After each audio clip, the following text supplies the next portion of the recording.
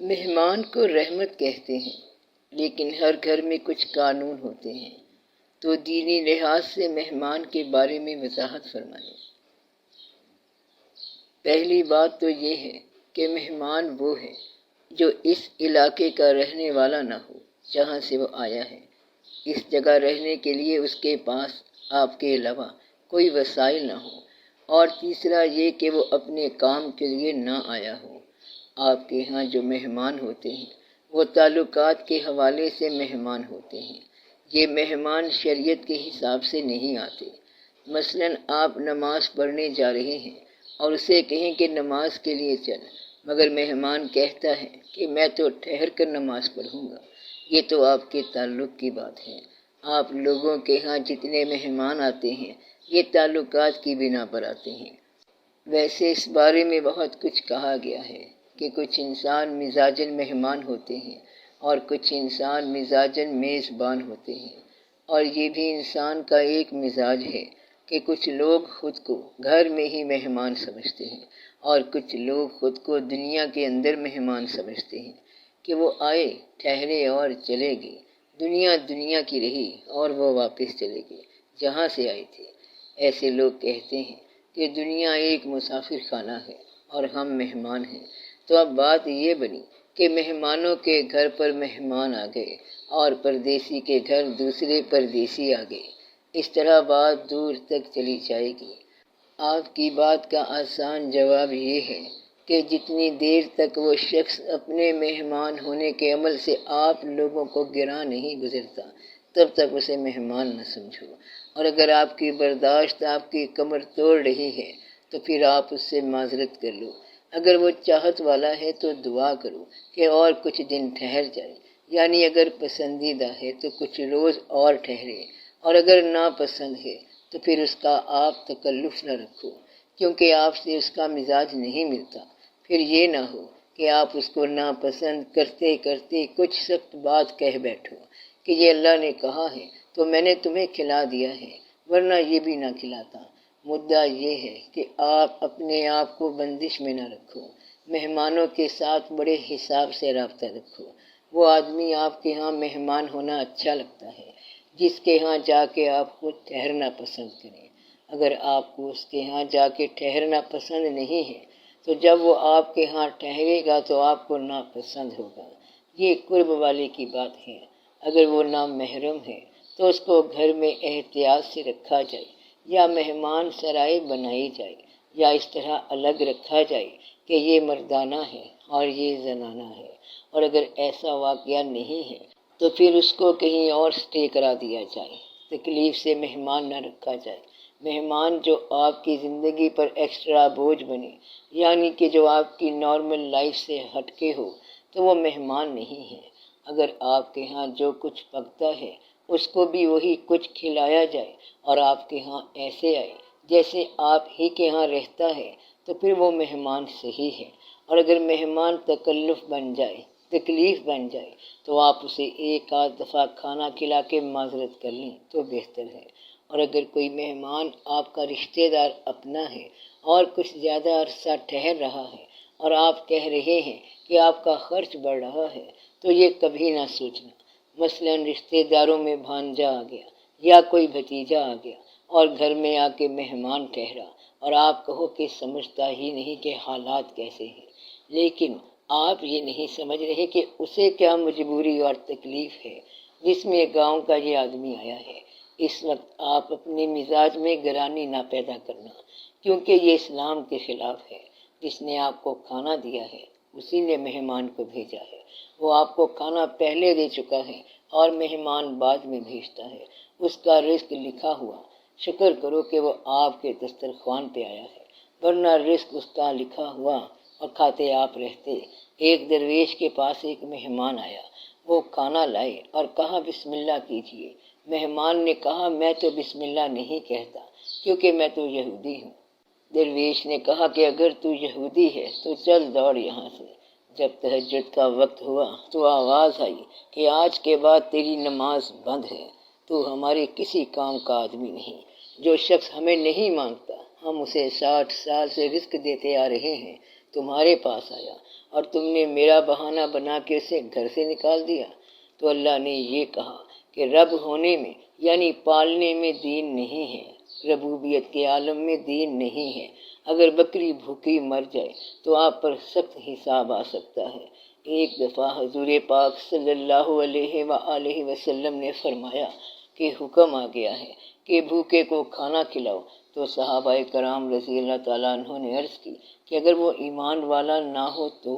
آپ صلی اللہ علیہ وسلم نے فرمایا کہ بھوکے کو بھوکا ہونا چاہیے، مومن اور کافر کی بات نہیں ہے، تو شرط یہ ہے کہ بھوکا ہونا چاہیے۔ اگر بھوکے کے پاس کھانا نہیں ہے تو اسے کھانا کھلاؤ، جس طرح رب بھوکے کو کھانا دیتا ہے۔ رب کے معنی ہے پالنے والا۔ آپ ربوبیت کے طور پر کھانا کھلاؤ، یعنی یہ نہ ہو کہ اگر مسلمان ہے تو کھانا دینا ہے، اس طرح کھلاؤ جس طرح رب کھلا رہا ہے سب کو، کافر کو بھی اور مومن کو بھی، اور زمین پر رہنے والے ہر جاندار کو بھی، یعنی جو بھی اس زمین پر مخلوق ہے اللہ کے پاس ہے اس کا رزق۔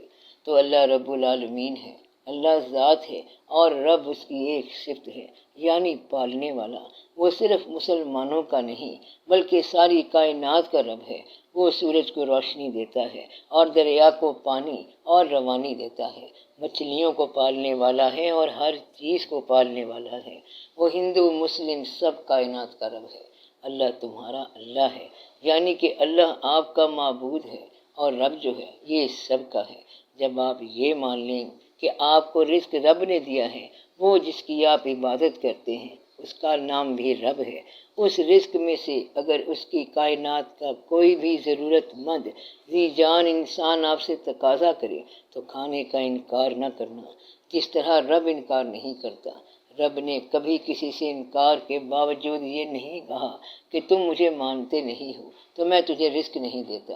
اللہ اس لیے اللہ ہے، گریٹ اس لیے ہے کہ وہ نہ ماننے والوں کو بھی سرو کرتا ہے، بلکہ انہیں پہلے دیتا ہے اور زیادہ دیتا ہے، تاکہ وہ یہ نہ کہے کہ نہ ماننے کی وجہ سے میں نے اسے کھانا نہیں دیا۔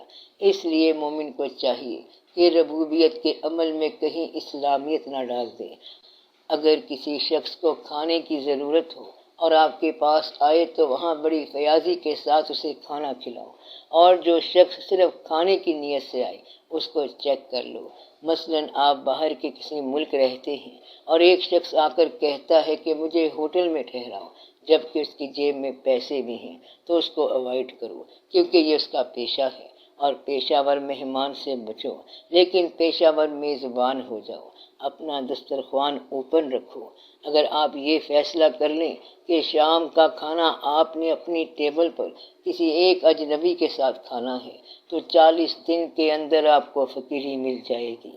جس نیت سے آپ یہ عمل کر رہے ہیں کہ میں نے کسی اجنبی کے ساتھ کھانا ضرور کھانا ہے، تو اللہ تعالیٰ ایک دن ایسا اجنبی بھیجے گا جو آپ کو فیض دے جائے گا۔ فیض گھر میں ملا کرتا ہے۔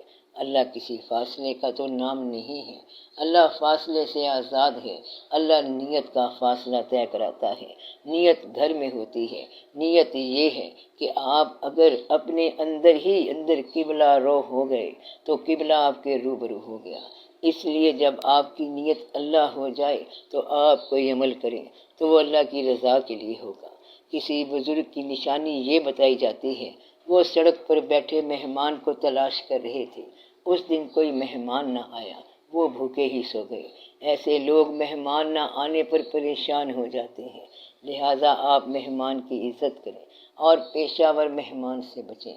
مہمان ضرورت مند ہونا چاہیے، چاہے اس کا دین کچھ بھی ہو، لیکن جو رشتہ دار آپ کے ہاں مہمان آتے ہیں ان کا ایک الگ شعبہ ہے، وہ شعبہ ذی القربیٰ کا ہے، یعنی وہ اقربا ہیں۔ اس لحاظ سے آپ پر واجب ہے اور خون کے لحاظ سے آپ پر ان کا حق ہے، کیونکہ کسی وسیلے سے وہ آپ کے خون کا حصہ ہے اور وہ آپ سے خون کے ان ذرات کا حصہ لینے آتے ہیں۔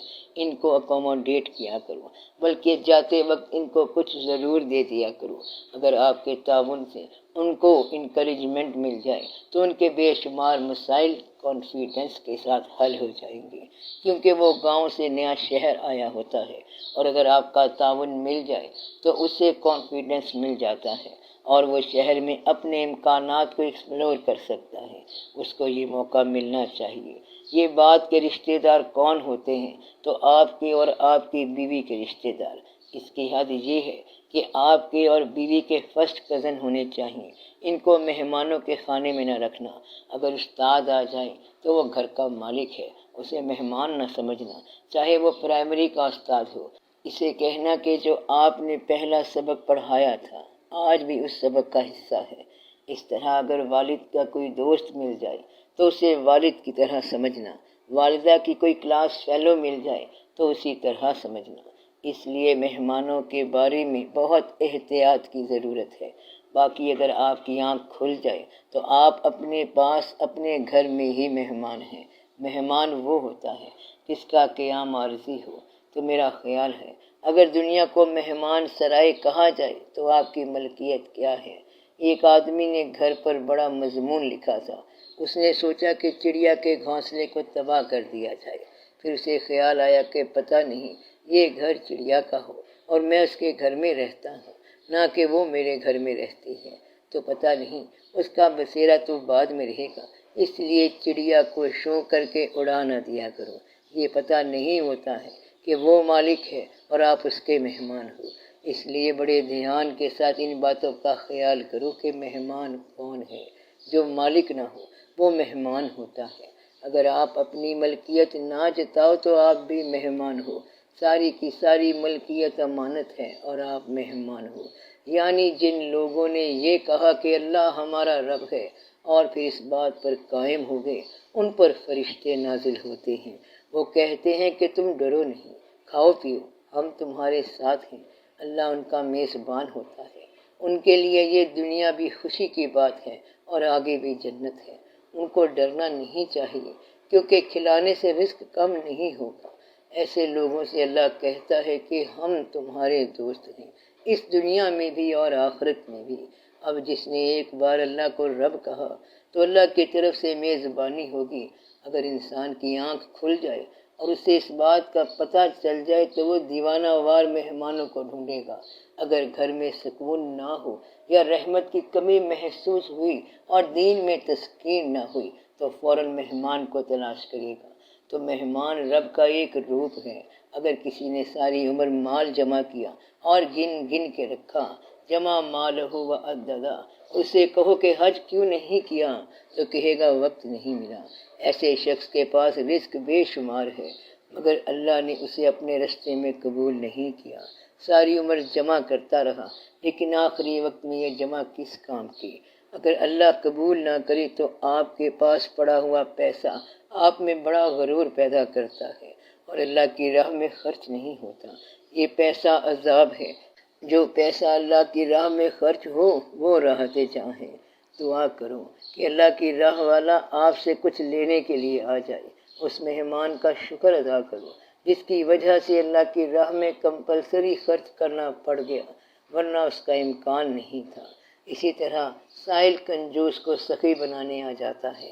شکر کرو کہ اللہ نے تمہیں دینے والا بنایا۔ حضور پاک صلی اللہ علیہ وآلہ وسلم کا فرمان ہے کہ اوپر والا ہاتھ نیچے والے ہاتھ سے بہتر ہوتا ہے، میزبان کا ہاتھ اوپر ہوتا ہے۔ جب سرکار صلی اللہ علیہ وسلم نے یہ فرمایا تو لوگ مہمان کو ڈھونڈتے تھے، بھوکے کو ڈھونڈ کے کھانا کھلاتے تھے۔ کچھ صحابہ کرام رضی اللہ تعالیٰ عنہ یہ کرتے تھے کہ 2 دن کی بھوک رکھ کر دوسرے صحابی کے پاس چلے جاتے تھے تاکہ اس کو بھوکے کو کھانا کھلانے کا ثواب مل جائے۔ بھوکا آدمی کھانا کھاتا جائے گا اور ساتھ ساتھ دعا کرے گا کہ یا رب العالمین میری بھوک مٹ گئی ہے، اب اس شخص پر فضل کر، اس لیے ڈھونڈ کر بھوکے کو کھلاؤ، ڈھونڈ کر سائل کو پیسے دو۔ بھوکے کو کھانا کھلانا اللہ کا حکم ہے۔ اللہ کے حکم کا کوئی متبادل نہیں۔ اللہ نے حکم دیا کہ روزہ رکھو اور اگر نہیں رکھ سکتے تو 10 بھوکوں کو کھانا کھلا دو۔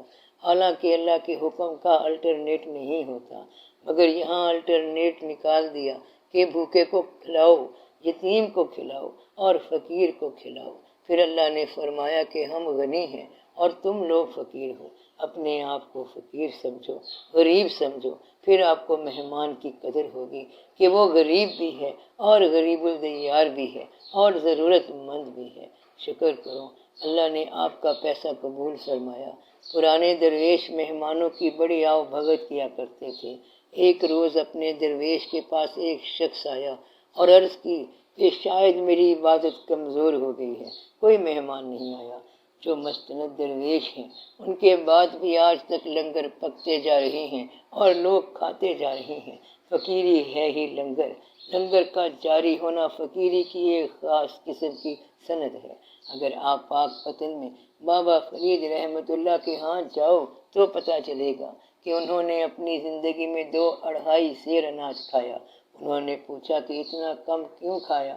تو فرمایا، میں 1 سیر بھی کھا سکتا تھا، لیکن میں یہ نہیں چاہتا تھا کہ حضور پاک صلی اللہ علیہ وآلہ وسلم کے کھانے کے قریب پہنچ جاؤں، اس لیے میں نے زیادہ کھا لیا۔ اس طرح حضرت خواجہ غریب نواز رحمۃ اللہ کے ہاں جو دیگ پکتی ہے وہ بڑی مشہور دیگ ہے۔ 120 من چاول ایک وقت میں پکتے ہیں۔ آپ اپنے گھر میں 5 کلو چاول پکاتے ہو تو شور مچاتے ہو کہ دیگ پکا لی ہے، اور جس کا اتنا بڑا لنگر ہے وہ دن کو روزہ رکھتے ہیں اور رات کو عبادت میں قائم ہیں۔ اس طرح تعلیم دی ہے انہوں نے۔ یہ فقیری ہے۔ لفظ غوث کا کیا مطلب ہے؟ غوث کا معنی مدد کرنے والا، اور معنی کے ساتھ یہ مرتبہ ہے۔ غریب نواز ایک ٹائٹل ہے اور اس کا مطلب ہے غریبوں کے ساتھ نوازشی کرنے والا، یہی ان کا مرتبہ ہے۔ داتا صاحب رحمۃ اللہ کے لفظ داتا کا مطلب ہے دینے والا، یہ ہندی کا لفظ ہے۔ فارسی میں لفظ ہے گنج بخش، یعنی خزانہ دینے والا۔ تو داتا کا مطلب ہے دین والا، دینے والا، یعنی کہ کھلانے والا، پلانے والا اور رونقیں لگانے والا۔ وہ خود اپنے حال میں اور فقیری میں ہے، لیکن آنے والے کے لیے لنگر خانہ موجود ہے۔ اسی طرح آپ تونسا شریف چلے جاؤ تو لنگر خانہ موجود ہے۔ کوئی نہیں پوچھے گا کہ تم کون آدمی ہو، بس لنگر مل جائے گا۔ اسی طرح بڑی امام سرکار رحمت اللہ پہ چلے جاؤ تو لنگر ہے، کہیں چلے جاؤ لنگر خانہ موجود ہے۔ یہ لنگر خانہ کیسے چلتا ہے؟ آپ کے پیسوں سے چلتا ہے، مگر آپ پیسے نہ دو تب بھی لنگر چلتا ہے۔ کمال تو یہ ہے، اس کا مطلب یہ ہوا کہ کوئی ایسا سسٹم ہے کہ جس سے وہاں پر ربوبیت کا ایگزیبیشن ہوتا ہے۔ آپ کے ہاں مہمان آ جائے تو آپ کہتے ہیں کہ اس مہینے کا بجٹ خراب ہو گیا۔ جس آدمی کو باطن کی کوئی تنگی آ جائے اور کوئی بات سمجھ نہ آئے تو اسے چاہیے کہ دسترخوان کو اوپن کر دے تو دل اوپن ہو جائے گا۔ آپ کی ڈائننگ ٹیبل جتنی کھلی ہوگی آپ کا دل اتنا اوپن ہو جائے گا، دل میں کشادگی آئے گی، رزق میں کشادگی آئے گی۔ اس لیے مہمان کو ڈھونڈ کر لایا کرو۔ کچھ مہمان خود بخود آ جائیں گے تو مہمان برکت ہے، رحمت خداوندی کی نوید ہے۔ آپ کی کنجوسی میں سخاوت کا شعبہ ہے۔ مہمان اللہ کی مہربانی ہے کہ اللہ اپنا دیا ہوا پیسہ اپنی راہ میں قبول کرتا ہے، اور اس مہمان کے دم سے آپ کو عزت ملتی ہے۔ آنے والا بھی مہمان ہے اور آپ بھی یہاں پر مہمان ہو۔ اقبال رحمت اللہ نے کہا تھا، نہیں بیگانگی اچھی رفیق راہ منزل سے، ٹھہر جائے شرر ہم بھی تو آخر مٹنے والے ہیں۔ کہتا ہے تو جانے والا ہے، کہتا ہے تو جانے والا ہے تو میں بھی جانے والا ہوں۔ جب آپ کو یہ یقین آ جائے کہ ہم سب جانے والے ہیں تو پھر کیا مہمان اور کیا میزبان، ہم سب مسافر ہیں۔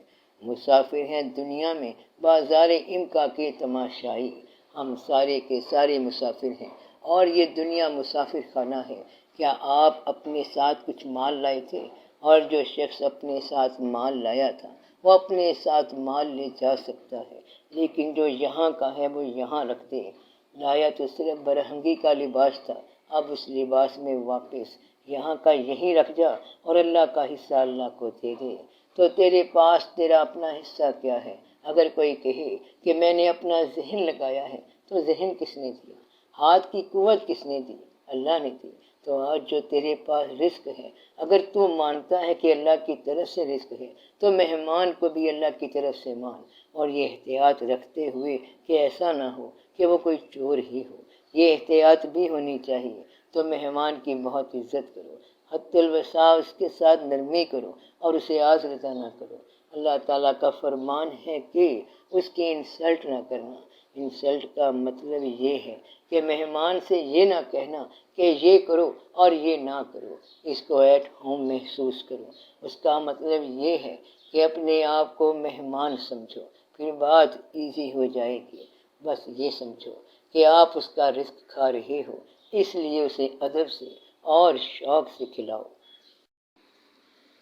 آپ نے کہا ہے کہ اجنبی کو ڈھونڈیں، تو ہم لوگ اپنے دوستوں کو عام طور پر سوسائٹی میں ڈھونڈتے رہتے ہیں اور اس کے لیے پبلک ریلیشننگز کرتے ہیں۔ یہ جو پبلک ریلیشننگ ہے، یہ بات مہمانوں کے شعبے میں نہیں آتی۔ اس میں وہ مہمان نہیں ہیں اور نہ کوئی غریب الدیار ہے۔ مثلاً اپنے محلے کے آدمی کو شام کو بلا لیں تو وہ مہمان نہیں ہے۔ بیٹی کی شادی ہے اور ولیمہ ہے تو یہ مہمان نہیں ہوتے۔ لوگ شادی کا ولیمہ بڑے بڑے ہوٹلوں میں دیتے ہیں اور ادھار لے کے دیتے ہیں، وہاں پر سلیکٹڈ گیدرنگ کرتے ہیں۔ وہ آپ کی اپنی شہرت اور نمائش کے لیے ہوتا ہے۔ تو مہمان اور چیز ہے اور پبلک ریلیشننگ اور چیز ہے، یہ الگ فنکشن ہے۔ یہ جو پریزیڈنٹ ہاؤس میں روز کھانے ہوتے ہیں، یہ مہمان کی بات نہیں، یہ اور مجبوریوں کی بات ہے، بلکہ ابتلا کی بات ہے۔ یہ فضول خرچی کے ضمن میں آتا ہے، کیونکہ اس میں بے شمار خرچہ ہوتا ہے اور قوم میں غریبوں کی حالت اور ہے۔ کھانا فقیری کی صفت ہے۔ فقیری کی حفاظت مہمانوں کی خدمت سے کرو۔ جب فقیری کی حفاظت کرنی ہو تو پیسے لے کر باہر نکل جاؤ اور مہمانوں کی خدمت کرو۔ سر، کل 2 شخص باتیں کر رہے تھے۔ وہ باتیں تو کچھ اور کر رہے تھے، لیکن ان کے دل میں کچھ اور تھا۔ اس شخص سے تعلق بھی ہے تو ایسی صورت میں کیا کرنا چاہیے؟ اس کے علاوہ کن کن لوگوں سے تعلق رکھنا چاہیے؟ اگر کسی کے اندر ظاہر اور باطن کا فرق نظر آ جائے تو اس سے تعلق مدھم کر لو، تعلق کم کر دو۔ جس آدمی کے قول و فعل میں فرق ہو جائے تو وہاں تعلق سے گریز کر لو۔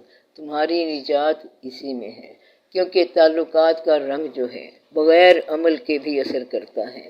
آپ کوئی عمل نہ کریں اور جس آدمی کے باطن اور ظاہر میں فرق ہو، جو کہتا کچھ اور ہو کرتا کچھ اور ہو، اگر اس کا پتہ چل جائے تو ایک تو اللہ کا شکر ادا کرنا چاہیے کہ آپ کو انسان سے آگاہی ہو گئی، دوسرا یہ کہ اس سے نجات پانے کے لیے تھوڑا سا الگ ہو جائیں۔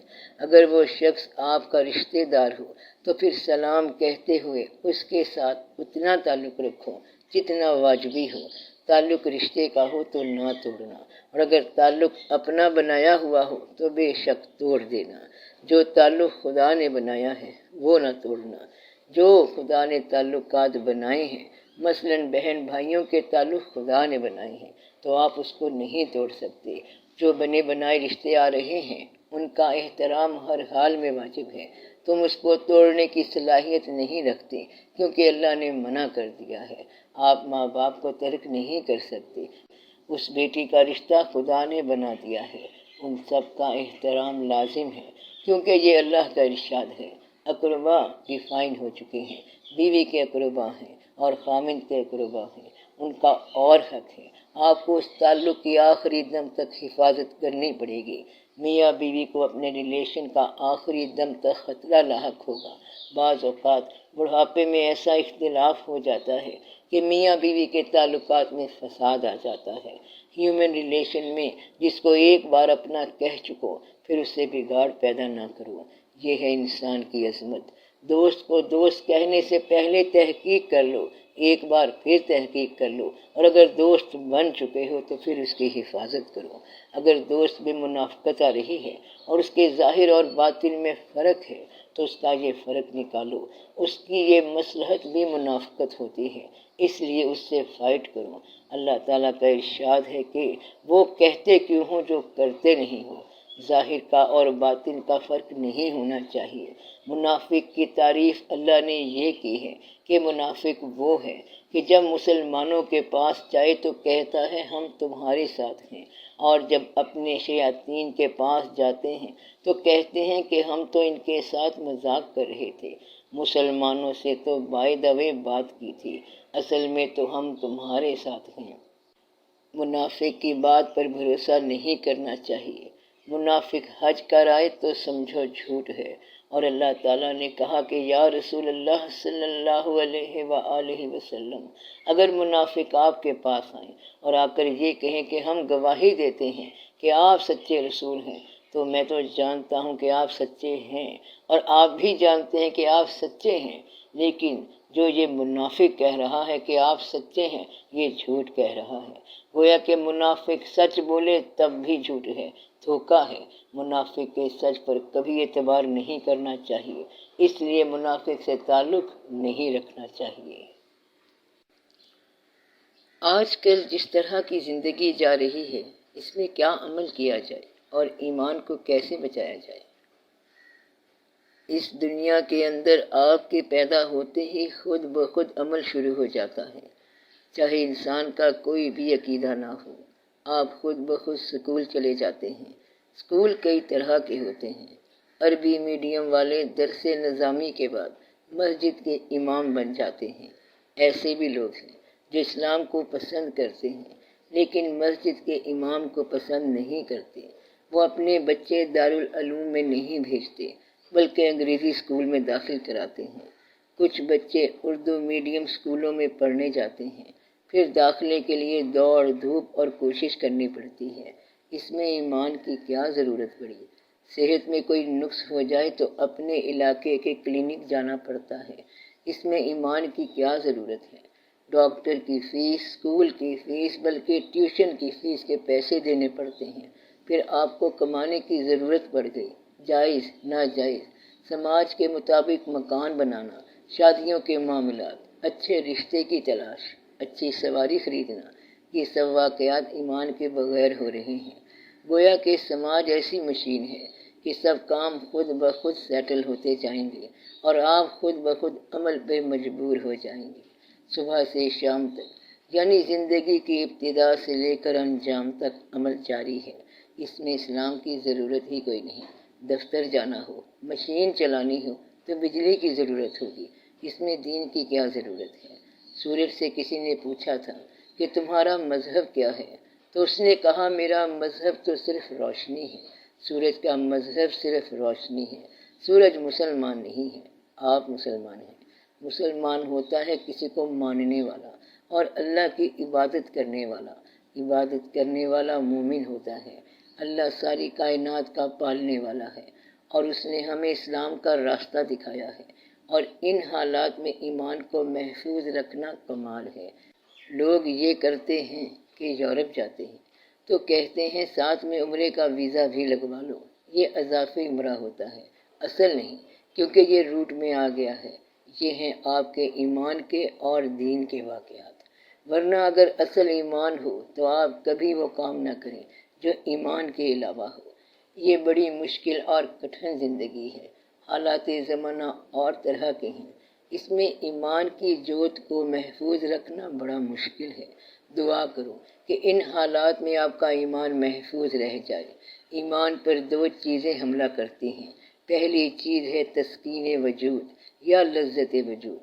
وجود کی لذت کے سارے زمرے اور شعبے ایمان میں حائل ہوں گے۔ دوسری چیز ہے پیسے کی محبت۔ اگر یہ دو چیزیں نکل جائیں تو ایمان محفوظ ہو جائے گا۔ لذت وجود کا مطلب ہے اپنے جسم یعنی باڈی کو گریٹیفیکیشن یا تسکین میں لانا، زیادہ سونا اور زیادہ کھانا اور زندگی میں بہت زیادہ انوالومنٹ، یہ سب لذت وجود ہیں اور ایمان کی راہ میں حائل ہوتے ہیں۔ اسی طرح پیسے کی محبت ہے۔ جس طرح کرکٹ میں سینچری بناتے ہوئے کوئی 99 پر آؤٹ ہو جائے تو ہارٹ فیل ہونے کا امکان ہوتا ہے، اسی طرح پیسے جمع کرنے والا بھی سینچری پہ سینچری بناتا ہے۔ یہ سینچریاں گننے کے کام آتی ہیں اور کھانے کے کام نہیں آتی۔ جو پیسہ جو صرف گننے کے کام آئے اور کھانے کے کام نہ آئے، وہ اسلام کی راہ میں رکاوٹ ہے۔ ایسا پیسہ لذت تو دے گا لیکن ایمان میں رکاوٹ ہوگا۔ ایسی تمام چیزیں جو وجود کی لذت کا باعث ہیں وہ اسلام کی راہ میں رکاوٹ ہیں۔ اگر یہ دو چیزیں نکل جائیں تو باقی کا اسلام محفوظ ہو جائے گا۔ آپ غور کرو کہ آپ کی اصل نیت کیا ہے۔ اگر آپ شادی سنت نبی صلی اللہ علیہ وآلہ وسلم کے لیے کرتے ہیں تو فقیر کے لیے تو یہ حکم، اور اگر شادی لذت کی خاطر کرتے ہیں تو یہ حرام ہے۔ فقیر کے لیے شادی حکم ہے، اور اگر شادی لذت کے لیے ہو تو اللہ کے حبیب پاک صلی اللہ علیہ وآلہ وسلم کا فرمان ہے کہ ایسا وقت آ جائے تو نکاح سے بھاگ جاؤ۔ داتا صاحب رحمۃ اللہ کے بارے میں آپ جانتے ہو کہ وہ اللہ سے مکمل آشنا ہے۔ اپنی کتاب میں لکھتے ہیں کہ ایک دفعہ شادی ہونے لگی مگر اللہ نے مہربانی کر دی۔ تو داتا گنج بخش رحمۃ اللہ ایسی ہستی ہیں کہ شریعت کے خلاف بات نہیں کر سکتے۔ جیسا ان کا منصب تھا اسی طرح کے ان کے فرائض ہوتے ہیں۔ فقراء نے تو یہاں تک کہا ہے کہ شادی کے جو احکامات ہیں اگر وہ لذت کے لیے ہیں تو یہ اتنا ہی گناہ ہے جتنا نکاح کے بغیر۔ اگر اللہ کا حکم سمجھ کے کیا جائے تو پھر صحیح ہے۔ حضور پاک صلی اللہ علیہ وسلم کا فرمان ہے کہ نکاح ہماری سنت ہے، اور جس نے سنت کو ترک کیا وہ ہم میں سے نہیں۔ تو ہم حضور پاک صلی اللہ علیہ وآلہ وسلم کے ساتھ ہونے کے لیے شادی کرتے ہیں۔ اگر یہ نیت نہیں تو پھر کوئی ثواب نہیں۔ ایک حدیث شریف سینہ بسینہ چلی آ رہی ہے۔ کچھ صحابہ نے عرض کی کہ یا رسول اللہ صلی اللہ علیہ وسلم، جس طرح آپ کے حکم میں استثناء ہوتی ہے تو کیا شادی کے حکم میں بھی کوئی استثناء ہے؟ آپ صلی اللہ علیہ وسلم نے فرمایا، آج کے بہت عرصہ بعد ایک وقت آئے گا جب انسان کے ماں باپ اور اس کے بیوی بچے اس کو ہلاک کر دیں گے۔ اگر ایسا وقت آ جائے تو اس وقت کے لیے میں حکم دیتا ہوں کہ بہتر ہے کہ انسان پہاڑوں میں چلا جائے اور شادی نہ کرے۔ صحابہ کرام رضی اللہ تعالیٰ عنہ نے عرض کی، یا رسول اللہ صلی اللہ علیہ وسلم، کیا ایسا وقت آ سکتا ہے کہ ماں باپ یا بیوی بچے انسان کو ہلاک کر دیں گے؟ حضور پاک صلی اللہ علیہ وآلہ وسلم نے فرمایا کہ وہ ایسا وقت ہوگا کہ ماں باپ اور بیوی بچے انسان کو اس کی غریبی پہ غیرت دلائیں گے اور اس کے پاس ایمان بیچنے کے سوا کوئی چارہ نہیں رہ جائے گا۔ اگر ایسا وقت آ جائے تو شادی سے بھاگ جاؤ اور اپنے ایمان کی حفاظت کرو۔ پیسے کی محبت ایمان سے دور کرے گی۔ حضرت عثمان غنی رضی اللہ تعالیٰ عنہ کے پاس بھی پیسہ تھا مگر وہ سخی تھے۔ سخی کی کیا تعریف ہے؟ سخی وہ ہوتا ہے جس کے پاس پیسہ ہوتا ہے لیکن پیسے سے محبت نہیں ہوتی۔ ان کی محبت اللہ کے ساتھ ہوتی ہے اور وہ پیسہ اللہ کی راہ میں قربان کرتے ہیں۔ اللہ نے فرمایا ہے کہ تمہیں کثرت مال نے غافل کر دیا حتیٰ کہ تم قبروں میں جا گرے۔ مال کی کثرت غافل کر دیتی ہے۔ مال کی کثرت کی محبت اور وجود کی لذت سے بچ جائے تو انسان کا ایمان محفوظ ہو جاتا ہے۔ تو آپ وجود کی لذت سے بچو۔ نیند فرض ہے لیکن اگر نیند لذت کے لیے ہو تو اس سے بچو۔ بھوک ہے تو کھانا کھاؤ مگر بہت زیادہ کھانے سے بچو۔ جسم کی لذت کے مضامین سے بچو۔ پیسہ گننے کی لذت سے بچو۔ اس طرح آپ کا ایمان محفوظ ہو جائے گا۔ آخر میں سب کے لیے دعا ہے، اللہ تعالیٰ آسانی عطا فرمائے اور مشکل آسان ہو جائے۔ اللہ تعالیٰ آپ کی زندگی کو آسان اور خوش بنا دے۔ آمین۔